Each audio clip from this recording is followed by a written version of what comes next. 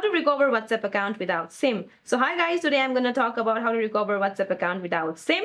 So let me tell you guys, officially WhatsApp requires a working phone number and an active SIM card to verify your identity. So if you want to recover your WhatsApp account without a SIM card, one of the best method is the landline verification trick. If you don't have a mobile number or SIM, you can just use a fixed landline number to receive the verification code. Just install the WhatsApp on your device and enter your landline number.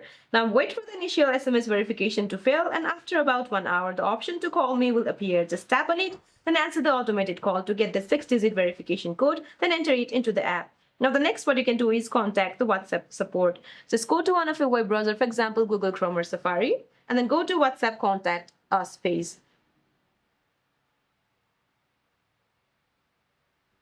Now go to the website and then tap Contact Us.